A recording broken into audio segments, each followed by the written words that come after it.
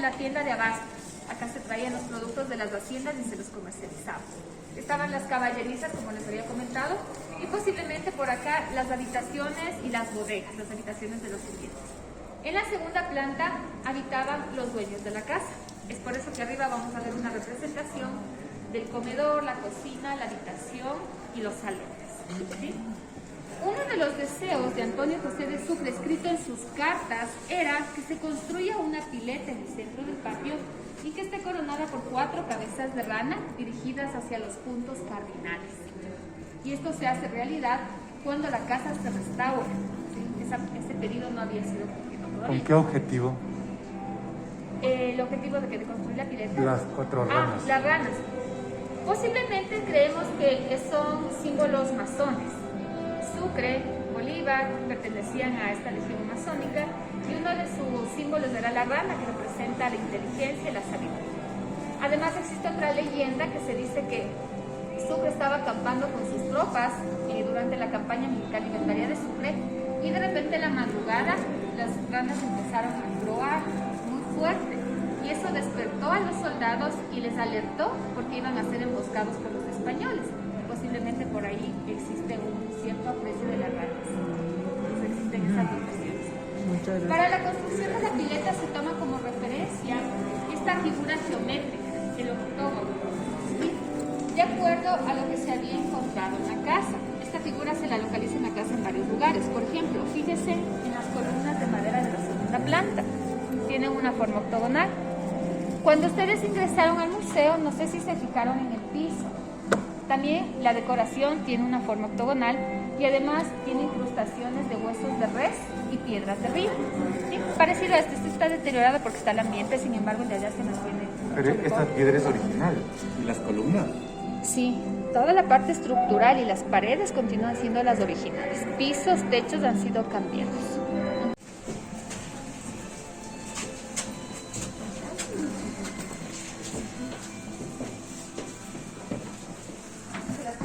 Estaban en la parte de adelante y era bastante espacioso, ¿no?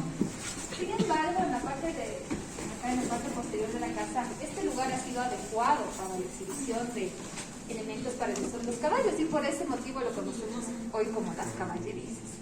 Pueden ustedes apreciar sillas de montar, correas, arneses, pizcacheras, que son estos objetos que se aparece un bolsito para poner sobre el caballo, los albardones del caballo para llevar la carga, las carretas, al fondo una carreta en donde se llevaba las municiones y el armamento. Incluso ahí mismo pueden apreciar unas esferas grandes que serían las balas de los cañones. ¿Okay? Unas bolas de piedra. Sí, de piedra y de acero. Originalmente este espacio era el paso hacia la parte posterior de la casa, la conexión con el otro lado de la casa, ¿no? Entonces la pared del fondo será el cerramiento que se hizo para poder vender la viga de madera. La de más arriba se puede apreciar el paso del tiempo. Vamos ahora a dirigirnos a la segunda planta y lo vamos a hacer por aquí, por las gradas del personal de servicio. Vamos a dirigirnos a la cocina. No, estos ya son contemporáneos.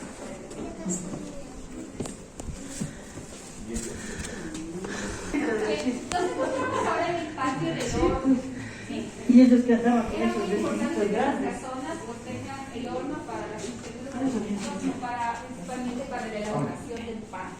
¿Sí? Cuando el arquitecto restauró la casa, aquí encontró únicamente la huella de lo que fue el horno original y decidió pues reconstruirlo, ¿no? Es un horno a doble hornilla. Además, al estar en la parte posterior de la casa, este espacio es uno de los más silenciosos que tiene la vivienda, y más aún en aquella época, imagínense ustedes cómo habrá sido. Y por esas características se menciona que este lugar era el preferido de Sucre para leer, escribir, meditar, ¿no? En este lugar. Bien, los exteriores de la casa siempre van a ser de piedra y los interiores van a ser de ladrillo pastelero, ¿sí? Que es el material que tenemos bien en el pasillo de la casa. ¿Sí? Ah, este. Sí. Pues Bien, vamos ahora a dirigirnos a la cocina. Sigan por favor por el lado derecho. Pueden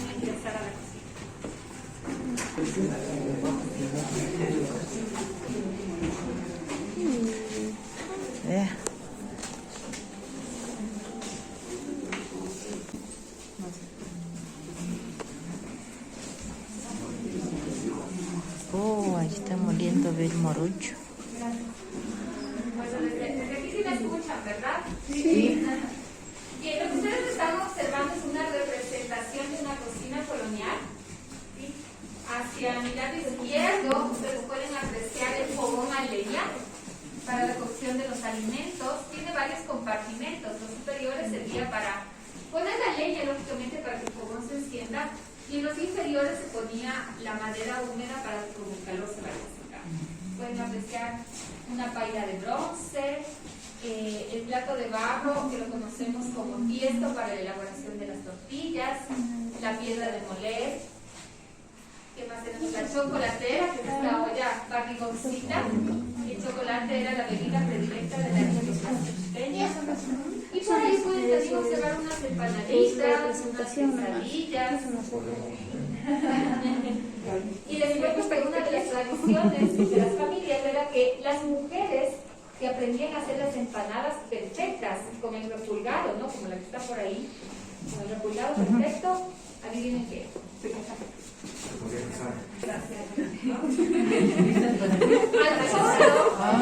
Es que no pueden hacer. Al fondo tiene el elaborado en piedra pómez o piedra volcánica. Tal vez alguien conoce para qué servía este elemento. Para el agua. Para el agua. Para el agua. Para filtrar el agua. ¿Será para moler? No, para el agua. Para filtrar el agua. Ya, la piedra pómez es porosa, ¿no es cierto? Entonces se introducía el agua en el interior y después de un par de horas empezaba a gotear hacia el otro recipiente y de esa manera se tenía una agua. Pero tiene una característica, la agüita es como que si hubiese estado desesperada. Bueno, nos encontramos ahora en el comedor principal. Otra de las tradiciones coloniales, ¿no? ¿Alguien no sabe qué es la hoja? Un tubérculo. Es un tubérculo, aquí está la fotografía, ¿no? Es un tubérculo muy parecido en su forma a una zanahoria blanca, con un saborcito dulce, ¿no? Se consumía el hombro de conejo, el hombro de pato, la carne de cordero. Y bueno, por acá tenemos, por ejemplo, si se acercan acá un panel con una lista de compras que se ha tomado como referencia para conocer qué es lo que la población consumía. Esta lista de compras se la hizo para un banquete cuando llega por primera vez Bolívar aquí. Y pues habrá venido con muchísima gente y será un banquete no para un día, sino para varios, porque lo que mandan a traer es lo que quieren.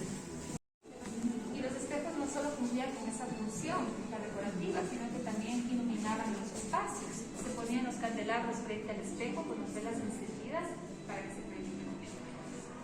Este espejo está elaborado en roca de cristal. Es un mineral de muy buena calidad que refleja una imagen nítida, sin ningún tipo de distorsión. Y por eso se los conoce como los espejos de la verdad. Entonces ahí... roca de cristal. Hay espejos que nos hacen ver tal vez un poco más precisos, más delgados. Estos espejos reflejan la realidad tal cual es. ¿Ya? Entonces ahí aprovechen y hacen una mirada.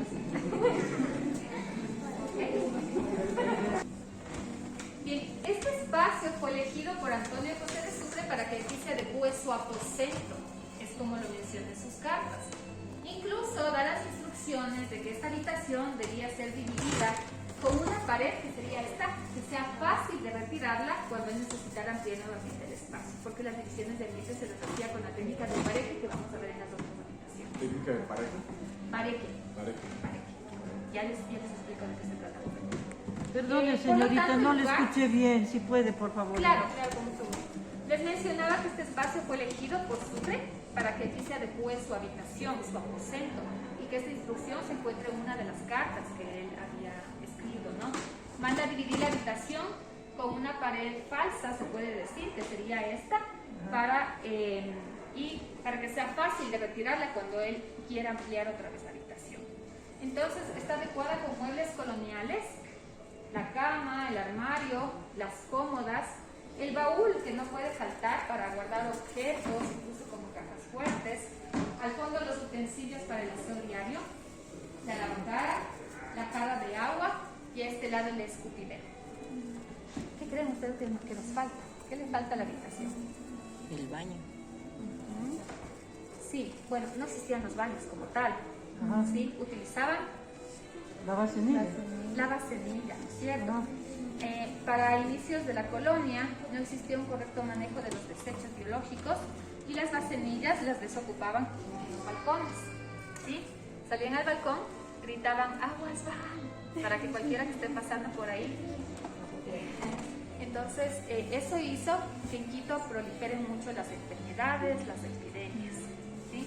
Y ya más adelante empiezan a existir las letrinas, se puede decir, en las partes posteriores de la casa y ya empieza la evolución del baño.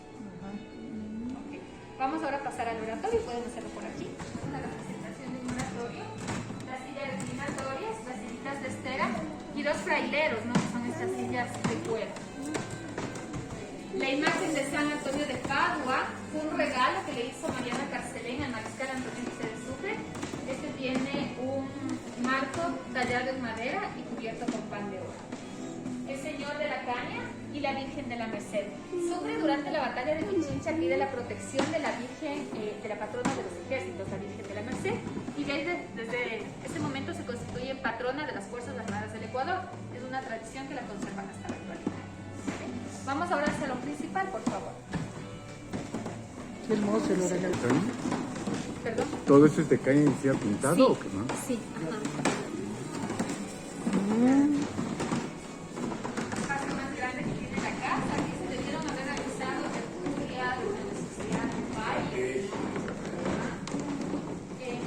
El lugar ha sido adecuado por muebles republicanos, que son sistemas y coloniales, que son históricos.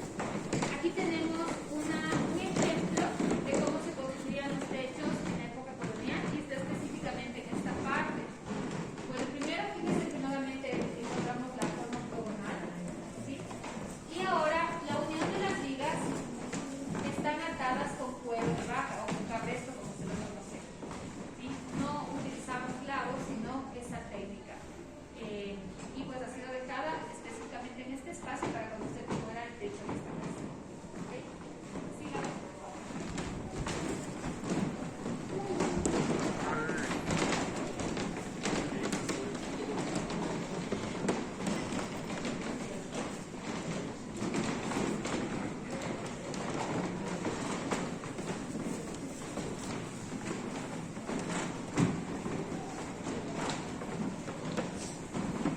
Sí, uno de los más antiguos que se establece en el territorio a partir del año de 1700 y es cuando se inicia a construir la sociedad quiteña a través de élites sociales, ¿no? Quienes conformaban los marquesados por lo general eran los criollos eran quienes tenían los cargos políticos. El primer marqués de Solanda fue Antonio Sánchez de Orellana y de toda su descendencia hasta que Isidora Sánchez de Orellana contrae matrimonio con José Carcelén, el quinto marqués de Villarrocha. Es decir, aquí se unen los dos marquesados. ¿Sí? De esta unión nace Felipe Carcelén Sánchez de Orellana, que viene a ser el séptimo marqués de Solanda y sexto de Villarrocha. Contrae matrimonio con Teresa Larrea y nace su primogénita, que es Mariana Carcelén, que hoy la conocemos como la marquesa de Sucre. Contrae matrimonio con Antonio José de Sucre y nace Teresita Sucre Carcelén. Como les había mencionado, la niña murió a los 2 años de edad.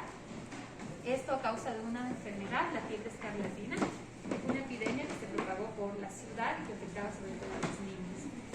Sin embargo, durante esa época corrían los rumores más bien que la niña estaba jugando en uno de los balcones de la casa con el segundo esposo de Mariana Carcelén y a él se le resbala la niña de los brazos y cae en el piso. ¿Sí?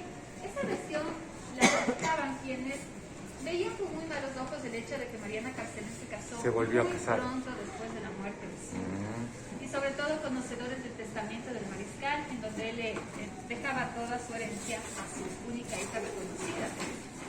Sin embargo, esa teoría no ha sido corroborada, no ha sido fundamentada y la versión real sería que Teresita murió de fiebre, ¿no? Porque existe la partida de defunción ¿De qué murió?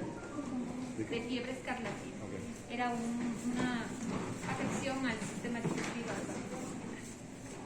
Y Los de, retratos, y de ahí salen los apellidos Carcelén y Solanda. claro, ajá. Carcelén de Guevara, Sánchez y Orellana era la familia del marquesado de Solanda. Los retratos corresponden a Teresa Larrea, fue la madre de Mariana Carcelén. En el centro está Mariana Carcelén y al otro lado su hermana menor, Rosa Carcelén. Vamos a la Rosa.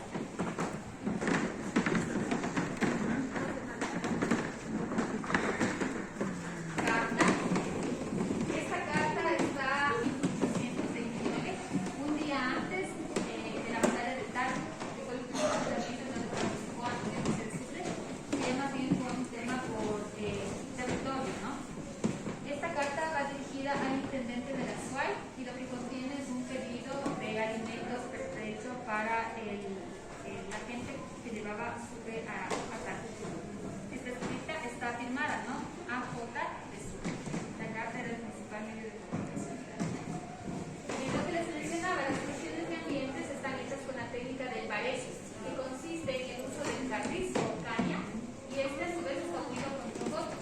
El chocoto es el barro, el lodo mezclado con tipos de animal y con paja para que la pared se haga compacta. Y después la pared era pintada con cal para evitar malos olores y propagaciones terminales. Y aquí ustedes pueden observar, este es el salón de visitas, se recibía a los amigos, a la familia, también a visitar de la casa. Los montes corresponden a la época colonial. Y este lado de los retratos de Mariscal de Sucre. En cuanto a los rasgos físicos de su personaje, Mira esta espalda. como de gran estatura, aproximadamente 60 centímetros, era sapo, tenía prominentes entradas. Una de sus características primordiales era su nariz grande, su nariz aguileña, y por lo cual se lo reconoce, ¿no? Y para la época, pues los uniformes militares eran inspiraciones francesas. Sigamos.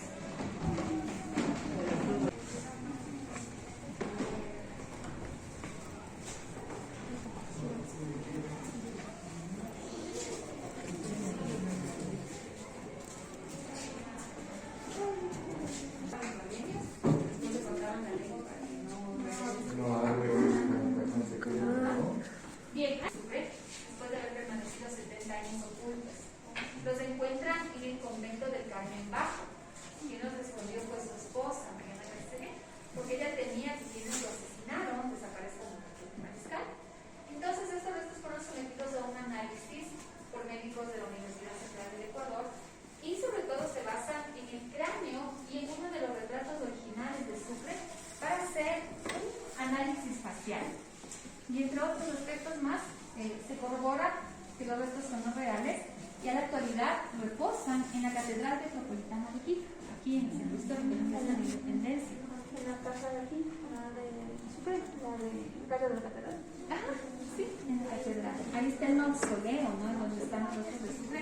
Porque ese fue el pedido de Sucre, que sus restos sean enterrados en Quito o sean arrojados del volcán Pichincha. Esto cumple con el mandato de Sucre, a pesar de que él fue venezolano, quiso descansar aquí en esta ciudad. En la vitrina pueden apreciar objetos femeninos coloniales como el mantón de Manila, un mantón español bordado a mano, las ¿cómo se llama? Mascada. Velo. Mantillas. Ah, Bueno, yo no lo le pongo como atinamos, mantillas, no. ¿no? Puede ser los sinónimos que ustedes me dicen. Que servía para ingresar a las iglesias, cubrirse los rostros, los bolsitos de mano y los collares. ¿Pertenecieron? Son objetos coloniales, han sido donaciones que han dejado en el museo. Vamos a ver al otro lado en la siguiente. En la parte superior ustedes pueden observar un espadín de gala cubierto con concha de nácar, ¿sí? Que era utilizado para los uniformes de gala, ¿no? En la espada, a continuación, la espada del mariscal Antonio José de Sucre. Esto se lo corrobora porque en la empuñadura, ¿cuál es la empuñadura? ¿Cómo sabe? A ver. ¿Sí? Ajá. En la parte dorada están plasmadas sus iniciales, están talladas sus iniciales. Si usted se acerca, ahí va a poder observar una letra. Sí, las charreteras, ¿no? Son insignias militares, parte de la implementaria de los oficiales, y alrededor varios de los kepis o gorros que eran utilizados por los soldados. Pero no Por de ejemplo, no de él, sino de la época. de la época, claro. Este, por ejemplo, es un gorro de la Nueva Granada, ¿sí? Por el sellito. Este de allá es de la Gran Colombia, porque tiene los colores amarillos y rojo en el sello. Este es un morrión venezolano, ¿sí? Que utiliza la Guardia Presidencial de Venezuela, de los venezolanos. Este es un kepi de los Colorados de Bolivia, que también estuvieron en la batalla de Pichincha. Y el otro, este más bien ya es un gorro posterior. ¿Por qué? ¿Qué creen ustedes? ¿Por qué? Porque ya está con el sello. Ah, porque ya Sello tiene de el Ecuador. escudo del Ecuador, es ya más El sello, ya sería ¿no? un gorro republicano. Sí, porque ahí no entra el otro gorro. También, también, sí, sí, sí.